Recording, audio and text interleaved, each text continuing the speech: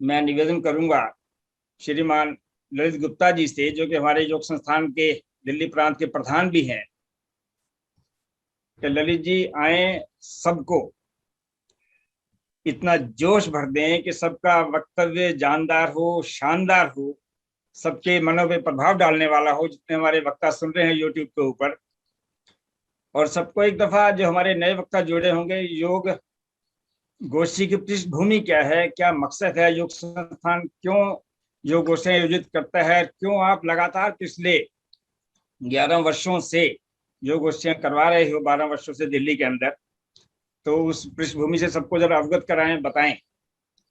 और सर, जब आप सबको अवगत कराएंगे, बताएंगे, मेरा ये भी आपसे निवेदन रहेगा, मैं विशेष रूप से आज के महामारी को देखते हुए एक निवेदन भी करना चाहता हूं। आज न केवल हमारी दिल्ली, न केवल हमारा देश, बल्कि पूरा विश्व इस महामारी से ग्रसित है।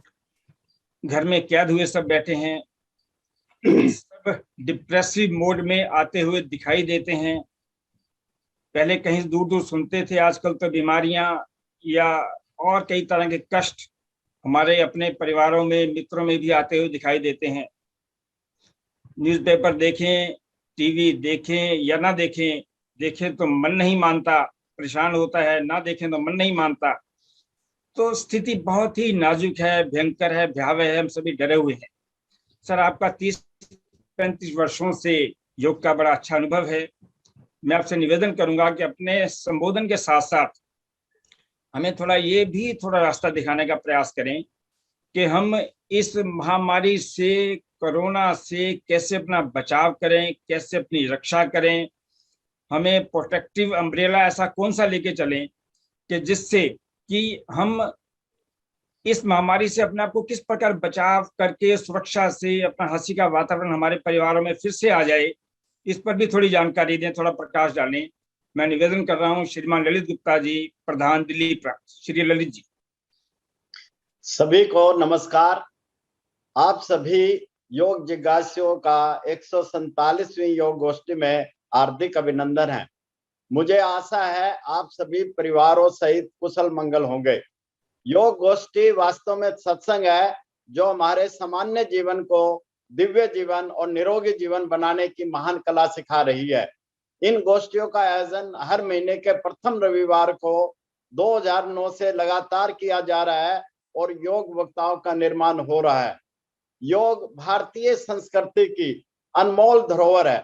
संसार के सभी संघर्षों को योग के पुरुषार्थ से जीता जा सकता है और हर समय हर्ष और उल्लास के संग रह सकते हैं।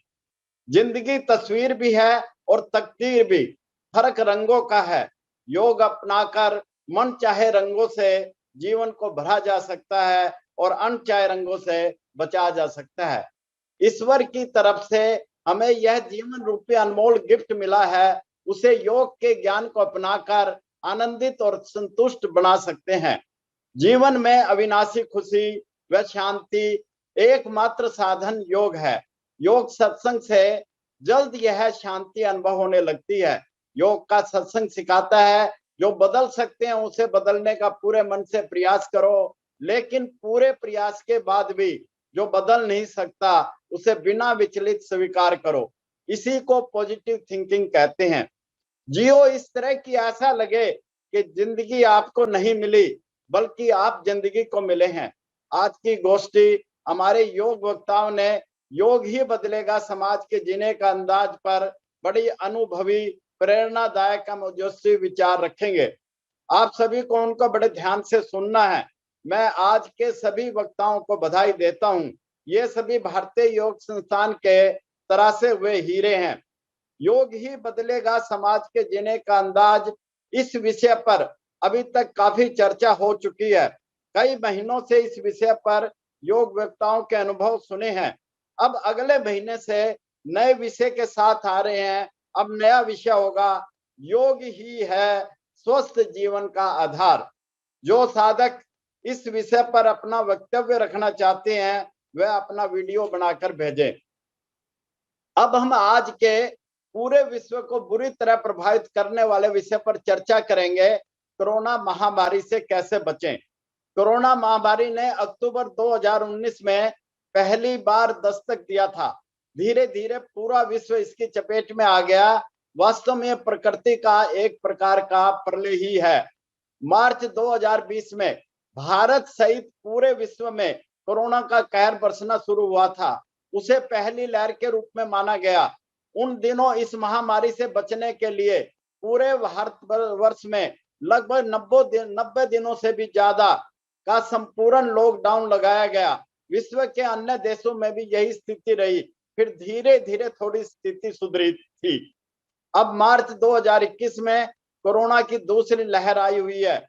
भारत में यह लहर नहीं है, सुनामी है। चारों तरफ त्राही त्राही का माहौल है। विश्व के अन्य देश भी इसकी चपेट में हैं।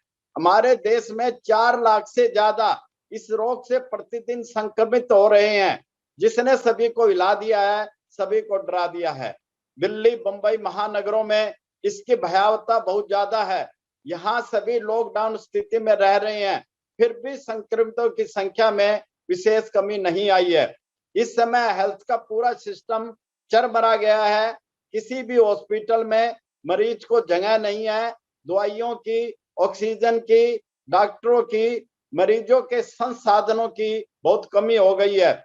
मृत्यु दर पिछली लहर के मुकाबले में बढ़ती जा रही है। स्थिति बद से बदतर होती जा रही है। सभी डरे हुए हैं, सहमे हुए हैं। अगर गहराई से चिंतन करें, ऐसी स्थिति में पहुंचने के लिए हम सभी दोषी हैं। किसी ने सत्य ही कहा है, पानी में गिरने से इंसान की मृत्यु नहीं होती। मृत्यु तब होती है जब तैरना नहीं आता। परिस्थितियां समस्या नहीं होती, समस्या तब होती है जब उनसे निपटना नहीं आता। हमारे देश में कोरोना के इस मंजर के लिए हम सब दोषी हैं। हमने ही सभी तरह के प्रिकॉशंस की अवहेलना की, यह उसी का दुष्परिणाम है। हम ये मानने लगे थे कोरोना खत्म हो गया है, वैक्सीन आ गई है। आज की स्थिति के लिए किसी एक को दोष देना उचित नहीं है। हम सभी इसके बराबर के दोषी हैं। परंतु राहत की बात यह है कि पिछले वर्ष मार्च 2020 में जब पहली बार लहर आई थी, उस समय हम सभी इस महामारी से अनभिज्ञ थे। एक वर्ष में पूरे विश्व में इस महामारी से लड़ने के लिए काफी रिसर्च हुई है।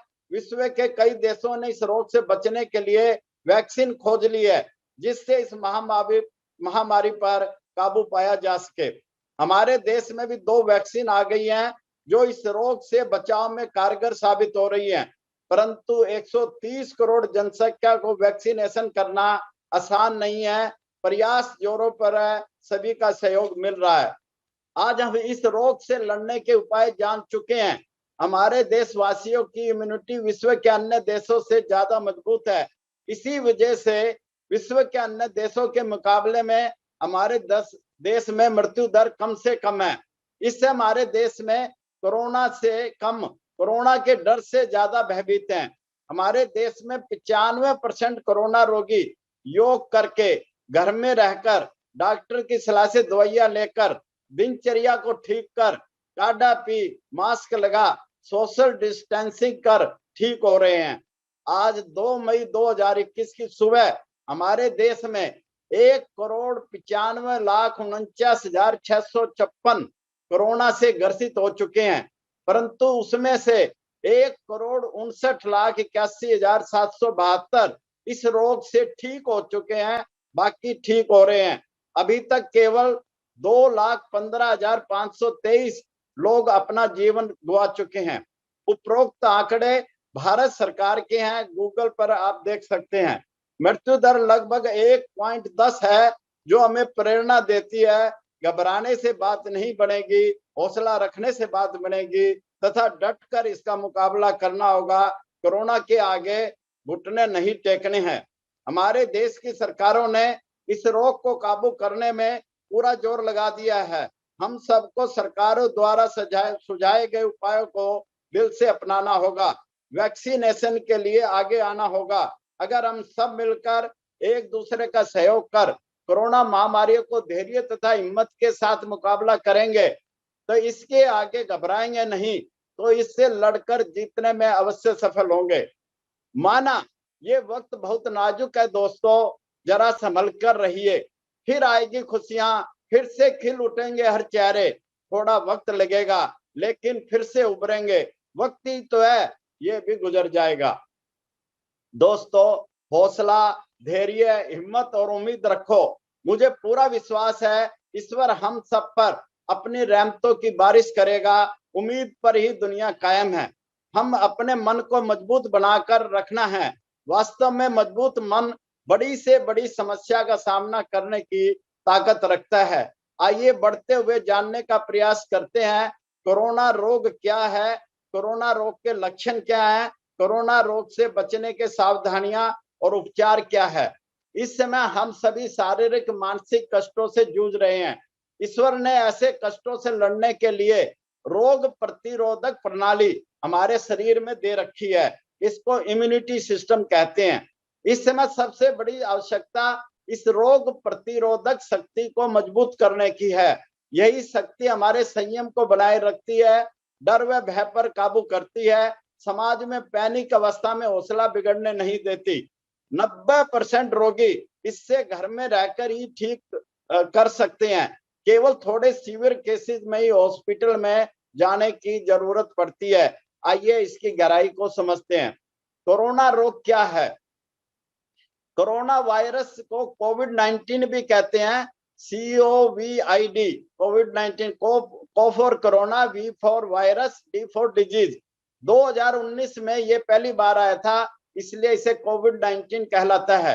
कोरोना एक श्वसन का रोग है जो मुंह, आंख, नाक के माध्यम से हमारे शरीर में प्रवेश करता है।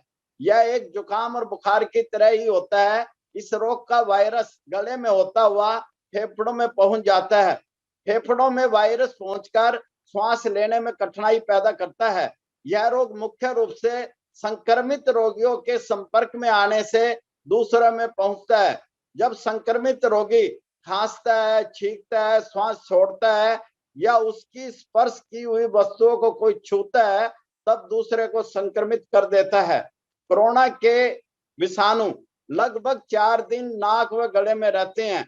अगर उसे गले में रोका ना जाए तो धीरे धीरे श्वासों के माध्यम से फेफड़ों में पहुंच जाता है, जहां सांस लेने में कठिनता पैदा करता है।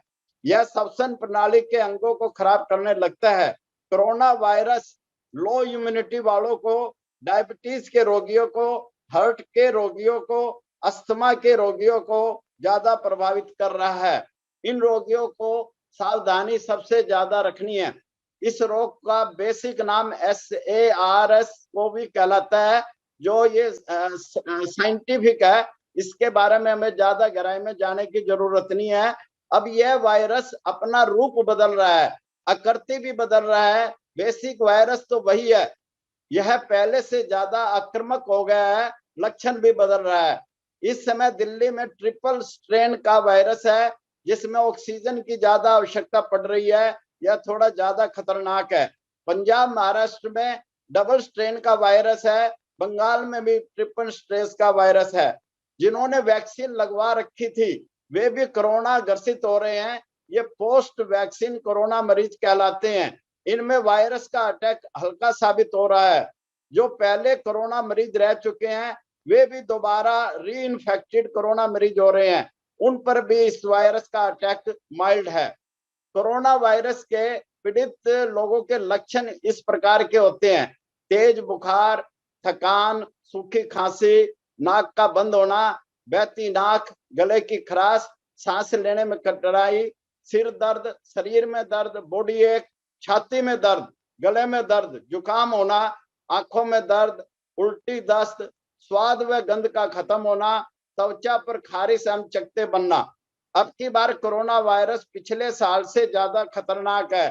तेज बुखार 102 से 103 रहता है, शरीर टूटता है, सिर दर्द, आंखों में दर्द, उल्टी, दस्त भी हो रहे हैं। अब यह वायरस बच्चों से बड़ों में भी हो रहा है और बड़ों से बच्चों में भी हो रहा है। पिछले वायरस में बच्चे ज्यादा प्रभावित नहीं थे। ज्यादातर यह वायरस 14 दिन में ठीक हो जाता है। अगर लक्षण सारे ठीक हो तो दोबारा टेस्ट कराने की आवश्यकता नहीं पड़ती। 100 में से 90 तो घर पर ही आइसोलेशन में रहकर इस रोग से ठीक हो जाते हैं।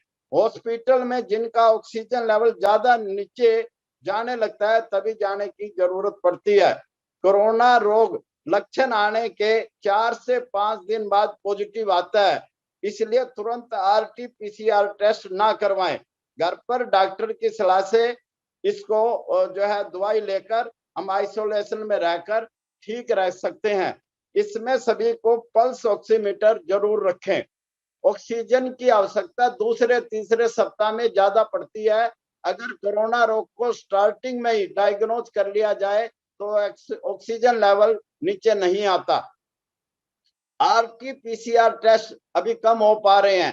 कोरोना लक्षण के हिसाब से ट्रीटमेंट डॉक्टर की सलाह से आइसोलेशन में रहकर तुरंत शुरू कर देना चाहिए। 90% लोग आसानी से इस रोग से बिल्कुल ठीक हो रहे हैं। घबराए नहीं, हिम्मत रखें, घर में आइसोलेशन में रहें, दूसरों से संपर्क में बिल्कुल ना आए। डर और भय रखने से इम्यूनिटी लेवल, ऑक्सीजन लेवल घट जाता है जो इस रोग को बढ़ाता है। हिम्मत से डटकर मुकाबला करने से कोरोना हार जाता है, हम जीत जाते हैं। केवल सीवियर केसेस में ही हॉस्पिटल में जाने की आवश्यकता पड़ती है। आजकल हॉस्पिटल्स इन रोगियों से भरे पड़े हैं, वहां जगह नहीं है। धैर्य के साथ घर पर रहकर डॉक्टर की सलाह से इलाज कर रोग ठीक कर सकते हैं। आइए इसके उपचार के बारे में जानते हैं। कोरोना रोग लाइलाज नहीं है, कोरोना रोग का भय ज्यादा है। कोरोना का मतलब मृत्यु नहीं है। 90% लोग घर में आइसोलेशन में इलाज करके ठीक हो रहे हैं। मृत्यु दर केवल 2 से 3% ही है। 96 से 97% लोग इस रोग से ठीक हो जाते हैं। केवल कुछ केसेस में यह रोग सीवियर होता है, केवल उन्हीं को हॉस्पिटल जाने की जरूरत पड़ती है। कोरोना रोगियों को सुबह उठते ही 1 से 2 गिलास गुनगुने पानी को धीरे धीरे बैठकर पीना चाहिए। प्रतिदिन सुबह शाम गरारे करें। प्रतिदिन सुबह भाप व शाम को भाप लें। अगर ज्यादा रोग है तो दिन में भी 1-2 बार भाप जरूर लें। प्रतिदिन क्षमता अनुसार योगा अभ्यास करें। उगते हुए सूरज की धूप लें। 15 से 20 मिनट धूप लें, विटामिन डी बढ़ेगा जो छाती में जमे कफ को पिघलाएगा। काढ़ा बनाकर पिएं।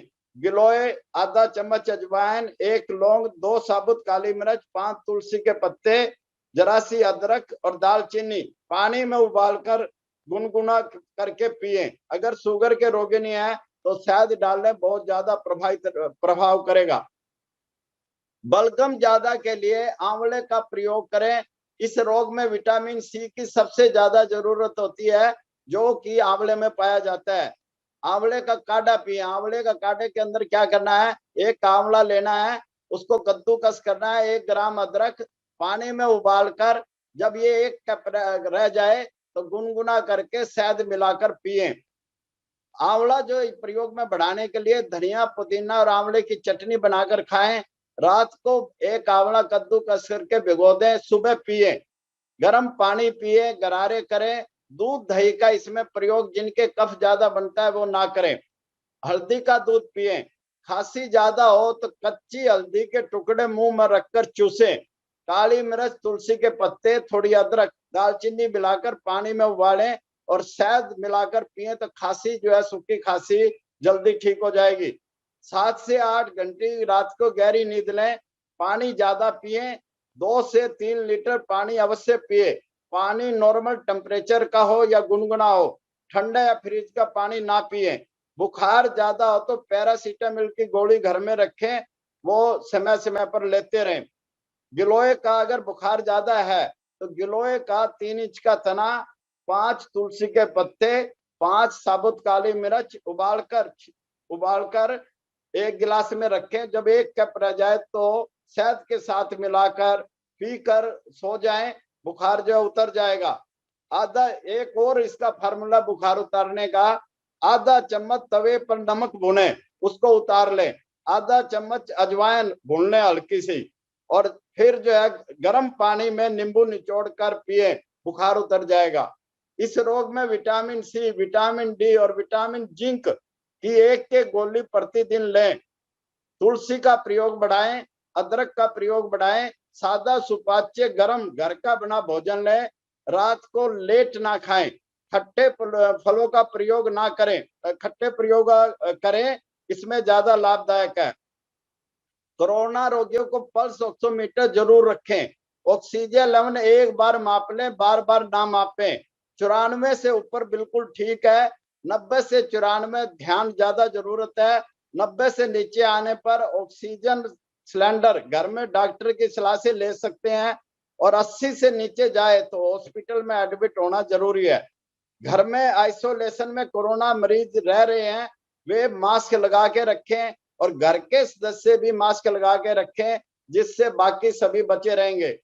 ऑक्सीजन लेवल 94 से नीचे जाए तो पेट के बल भुजंग आसन में गहरे लंबे श्वास का 5 मिनट अभ्यास करें, ऑक्सीजन लेवल बढ़ जाएगा। अजवाइन, देसी कपूर की पोटली बनाकर सूंघने से भी ऑक्सीजन लेवल बना रहता है और वायरस का बुरा प्रभाव कम पड़ता है। जिसका ऑक्सीजन लेवल ज्यादा कम होने लगे तो उन्हें तुरंत पेट के बल लिटा दें। डॉक्टर इसको प्रोन पोजीशन कहते हैं। एक तकिया गर्दन के नीचे, 2 तकिए पेट के नीचे, 1 तकिया पैरों के नीचे। 45 मिनट तक ऐसे सोते रहें, श्वास और ऑक्सीजन लेवल नॉर्मल हो जाएगा। 10 दिन में इसका वायरस खत्म हो जाता है, 14 दिन में रोगी नॉर्मल हो जाता है। अगर बाकी लक्षण ठीक हो तो दोबारा टेस्ट कराने की जरूरत नहीं पड़ती। अब हम योग की कुछ क्रियाएं, योग के माध्यम से हम अपनी इम्यूनिटी लेवल को कई गुना बढ़ा सकते हैं। इसमें मैं आपको जो आसन ज्यादा इफेक्टिव है, जो गले को, छाती को, पेट को इसको ठीक करते हैं, उन आसनों के मैं नाम आपको बता देता हूं। ये रिकॉर्डिंग जो है यूट्यूब पर अवेलेबल होगी, बाद में भी आप सुन सकते हैं, लिखने की जरूरत नहीं है। सूक्ष्म क्रियाएं, हाथ पैर और गर्दन की क्रियाएं करें। सूर्य नमस्कार, अर्ध चंद्रासन, अर्ध चक्रासन, कोण आसन, उष्ट्रासन, भुजंग आसन, पादोत्तान आसन, सेतु बंद आसन, शव आसन, योग निद्रा, सिंह आसन, हंसी। ये सभी आसन इस रोग में सबसे ज्यादा लाभदायक है। क्षमता अनुसार करने हैं, जितने आसानी से आपसे हो सके वही करने हैं। प्राणायाम के अंदर ऑक्सीजन लेवल बढ़ाने के लिए हमारे शरीर में गहरे लंबे श्वास, अनुलोम विलोम प्राणायाम, कपालभाति प्राणायाम, भ्रामरी प्राणायाम, उज्जयी प्राणायाम और अग्निसार प्राणायाम है। ध्यान, ओम का उच्चारण करें, गायत्री मंत्र का उच्चारण करें ध्यान में 5 मिनट। मैं इसमें एक अपना अनुभव शेयर करना चाहूंगा। हमारे घर के सामने ही योग में एक हमारी शादी का आती है, वो 65 साल के करीब थी और उसका ऑक्सीजन लेवल काफी कम हो गया। उसने घर पर ही नर्स को और ऑक्सीजन सिलेंडर को बुला रखा था, परंतु उसने नर्स को कहा कि मैं 5 मिनट गायत्री मंत्र और ओम का जाप करती हूँ। उसका जो है कोई 85 के करीब ऑक्सीजन लेवल था। जब उसने 5 मिनट तक लगातार ओम का उच्चारण किया, गायत्री मंत्र का जप किया, उसका ऑक्सीजन लेवल नर्स ने देखा तो वो 95 पर पहुंच गया। वो इतनी प्रसन्न हुई कि योग की और प्रभु की मेरे पर कितनी कृपा है कि मेरे को ऑक्सीजन सिलेंडर लगवाने की जरूरत नहीं पड़ी। ओम का और इसका जाप का बड़ा ही महत्व है। हम सभी ये रोज करते हैं और इसे लगातार इस पीरियड में जो रोगी हैं उनको भी करवाएं। शुद्धि क्रियाएं, जल नेति, रबड़ नेति, सूत्र नेति, ये रामबाण है, क्योंकि ये गले के अंदर इस वायरस को टिकने नहीं देती। बड़े बड़े हॉस्पिटलों के डॉक्टर, नर्स और जो फ्रंट लाइन हमारे जो वर्कर हैं, वे सभी इसको सूत्र नेति, रबड़ नेति, जल नेति कर रहे हैं और इस रोग से बचे हुए हैं। नाक में रात को सोने से पहले 2-3 बूंद सरसों के तेल की डालें, जिससे कि ये वायरस नुकसान नहीं करेगा। योग का कितना महत्व है, मैं एक कड़वी बात जो अपने वक्तव्य में कहता हूं वो आपके सामने रख रहा हूं। न पति काम आएगा, न पत्नी काम आएगी, न बच्चे काम आएंगे, न अलमारी भरी पैसों की काम आएगी। जिंदगी में कोई काम आएगा तो वो हेल्दी बॉडी और हेल्दी माइंड काम आएगा, और वो केवल योग से बनेगा। आपने कोरोना पीरियड के अंदर ये देख लिया होगा कि 4 आदमी घर के, जिनके लिए आपने पूरा जीवन लगा रहे हैं, वे भी कंधा देने लायक नहीं रहे हैं। तो ये स्थिति है। ऐसे में हमें अपने 24 घंटे में से 1 घंटा अपने लिए अवश्य निकालें। इसके लिए स्वार्थी हो जाएं, और योग, आसन, प्राणायाम, ध्यान नित्य प्रति जरूर करें। और जिस दिन नहीं करें अपने आप को दंडित करें। 3 समय में से 1 समय का भोजन छोड़ दें। इस कोरोना महामारी से बचने का सबसे ज्यादा जरूरी शरीर की रोग प्रतिरोधक शक्ति को बढ़ाया जाए। योग इसका सबसे सशक्त माध्यम है। भगवान ने हमारे शरीर में इम्यूनिटी सिस्टम दिया हुआ है। योग के माध्यम से हम अपने लाइफस्टाइल को ऐसी बनानी होगी जो प्रतिदिन इम्यून सिस्टम को मजबूत करे। हमें योग के माध्यम से टॉक्सिन, विजातीय तत्वों को शरीर से नियमित बाहर निकालने होंगे, जिससे शरीर डिटॉक्सिफाई हो सके और इम्यूनिटी बढ़े। योग बिना पैसे का इंश्योरेंस है। योग जीरो इन्वेस्टमेंट का काम है। योग प्रत्येक व्यक्ति कर सकता है, केवल अपनी क्षमता अनुसार योग करना है। भगवान ने हमारे शरीर में इम्यून सिस्टम बना रखा है जो योग से मजबूत बनता है और हर तरह के वायरस को लड़ सकता है। आसन करने से हमारा शरीर लचकदार बनता है, फेफड़ों में फैलने और सिकुड़ने की क्रिया मजबूत हो जाती है, हड्डियां लचकदार बनती हैं, रक्त का संचरण प्रचुर मात्रा में होने लगता है। शुद्धि क्रियाएं रबड़ नेति, जल नेति, नाक, गले, फेफड़े और कंठ में जमे हुए विजातीय तत्व बाहर निकल जाते हैं, जो कोरोना को ठीक करने में प्रभावकारी है। गहरे लंबे श्वास, अनुलोम विलोम प्राणायाम से हमारे शरीर में प्राणवायु का पूरा संचरण होता है। ऑक्सीजन लेवल भरपूर बना रहता है। मन में पॉजिटिव थिंकिंग बनी रहती है। डर, भय, घबराहट खत्म हो जाती है। कपालभाति करने से फेफड़ों में रुके टॉक्सिन श्वास के माध्यम से बाहर निकल जाते हैं। प्राणायाम और ध्यान से मन जो है चिंता खत्म हो जाती है। योग के साथ साथ सादा सुपाच्य भोजन हमारी इम्यून पावर को बढ़ाता है। कोशिश कर घर का भोजन ही लें।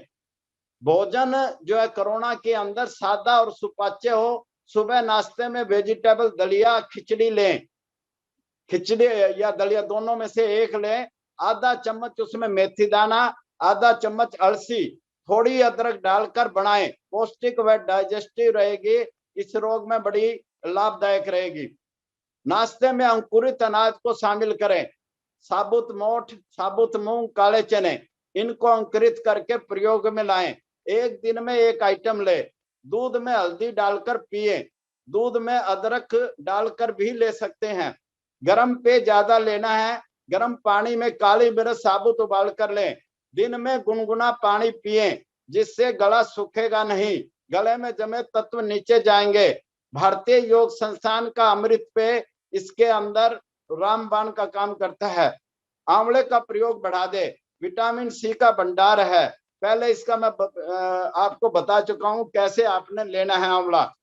दोपहर में भोजन हरी सब्जियां, घिया, तोरी, टिंडे, मूंग की छिलके की दाल ले सकते हैं। दलिया, खिचड़ी सब्जी डालकर बनाएं। अदरक डालें। गरिष्ठ भोजन से बचें। सलाद में खीरा, ककड़ी, कच्चा प्याज, नींबू का प्रयोग करें। फलें और सब्जियों को गुनगुने पानी में नमक डालकर धोकर प्रयोग में करें। दोपहर में फलों का प्रयोग करें। इस रोग में जिंक ज्यादा और विटामिन सी वाले फल ज्यादा लाभदायक है। एक बार में एक फल ही लें। अनार, रास्पबेरी, अमरूद, खुबानी, कीवी, संतरा, माल्टा, अनानास, सेब, नारियल पानी इसके अंदर बहुत ज्यादा लाभदायक है। रात का भोजन 7:30 बजे तक ले लें। लेट होने पर केवल सब्जियां ही ले। भोजन के साथ पानी का सेवन ना करें। भोजन चबाकर खाएं।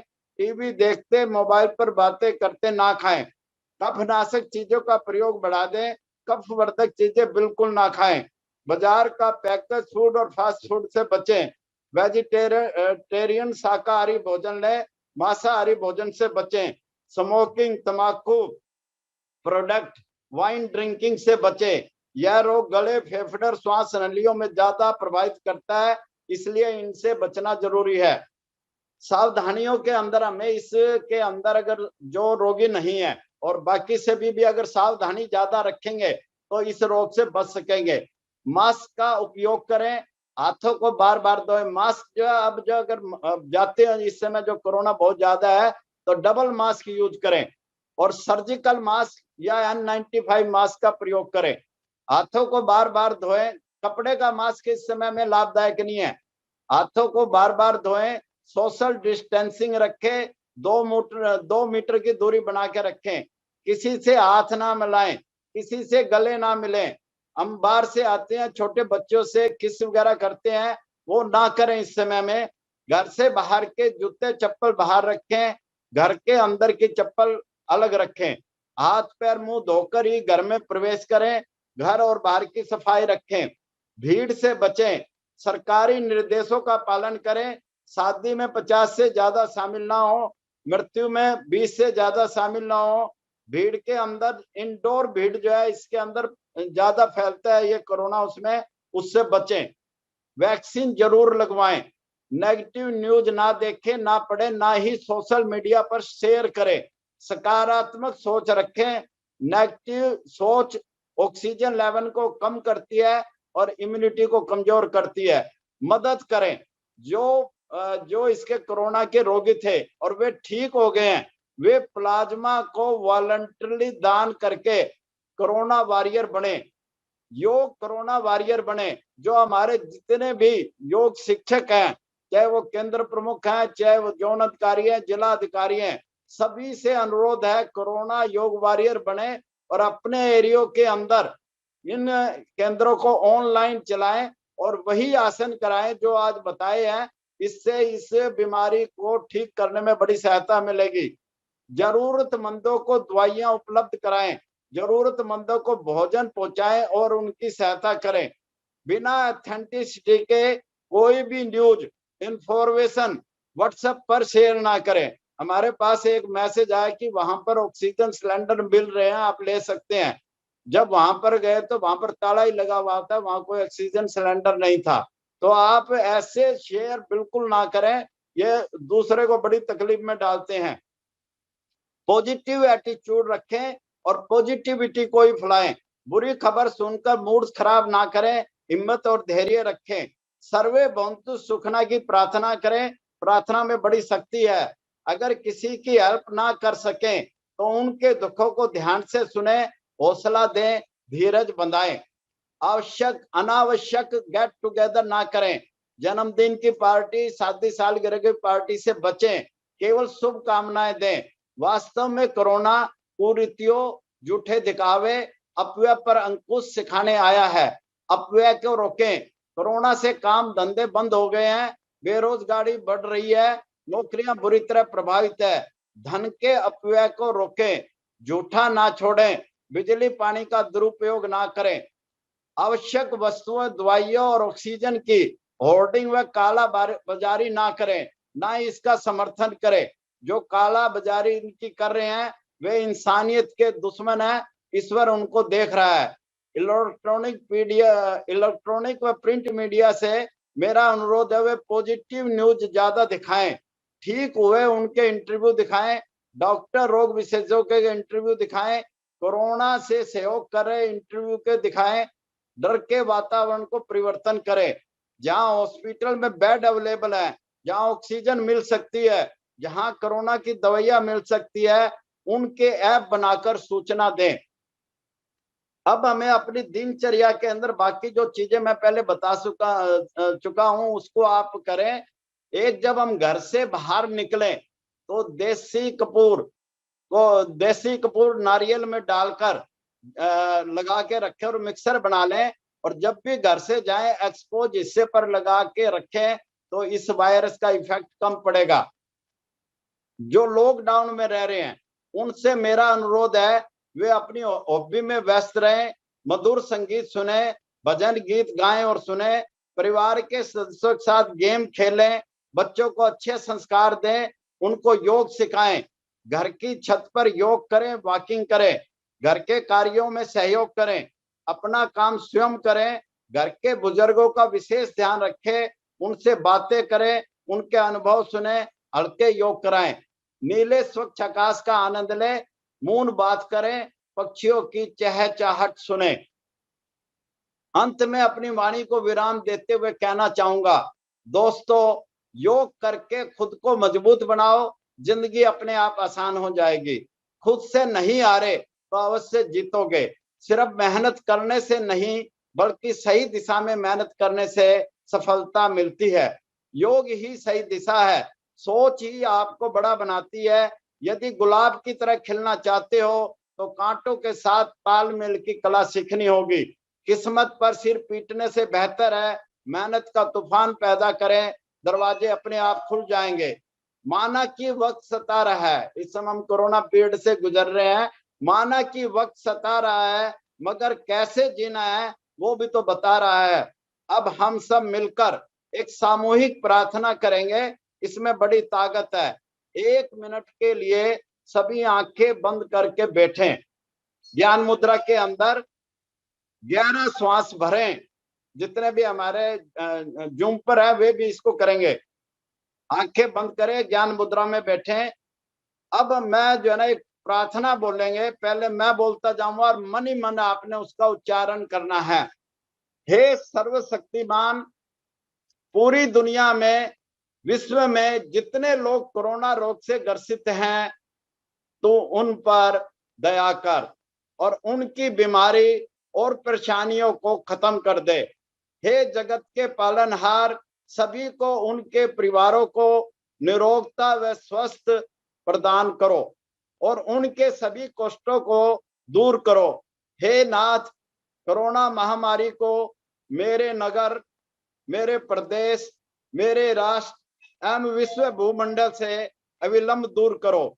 सभी प्राणियों को अभय प्रदान करो, सभी प्राणियों को अभय प्रदान करो। ओम शांति शांति शांति।